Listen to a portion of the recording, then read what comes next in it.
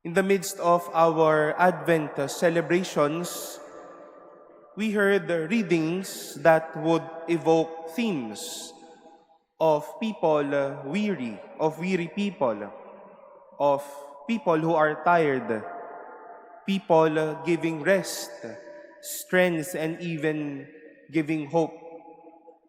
At ano po ang maitutulong ng mga ito sa ating paghahanda sa Pasko at sa muling pagdating ni Jesus sa ating buhay? To live in the spirit of Advent is quite difficult. Mahirap pong maghintay.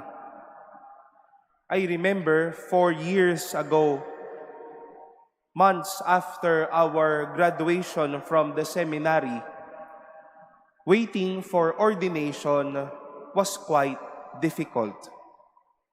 We were asking ourselves, ma-o-ordain pa ba tayo? Dadating pa ba yung araw na tayo ay ma-oordinahan? Saan ba ito hahantong itong mga gawain at programa natin? Nakakapagod maghintay, nakakawalang lakas ang maghintay kung minsan. But my dear brothers and sisters, today we face this reality that to live in moments of the series of our Advent season in our lives may come dreadful, stressful, and truthful.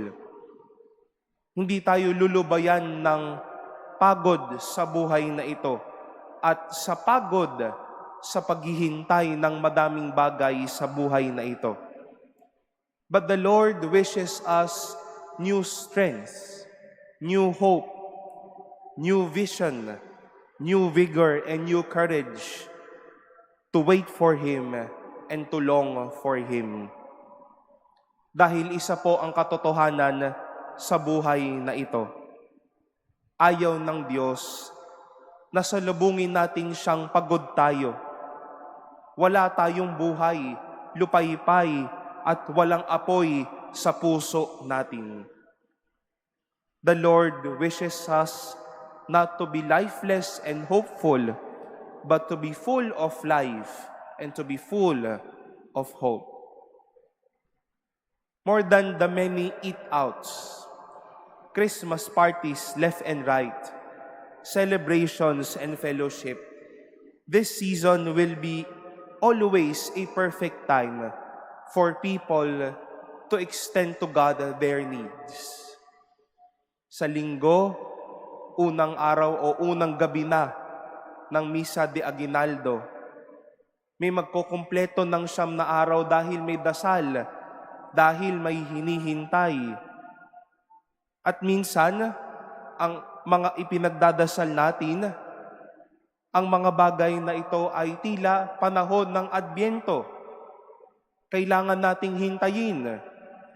At sa paghihintay ng panalangin para sa mabuting relasyon, maayos na buhay, material na bagay, applications and everything, nakakawalang gana o nakakapagod nga ang maghintay.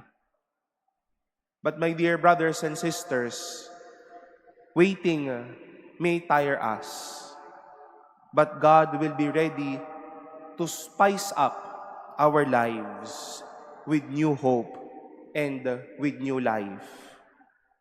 Dahil muli, madami mang nakakapagod, oo. Nakakainip maghintay. But God wishes us to welcome Him, to welcome the many blessings He has in store for us. Not with a weary heart, not being tired, not being lifeless, but with happy hearts, hopeful hearts, and hearts filled with love.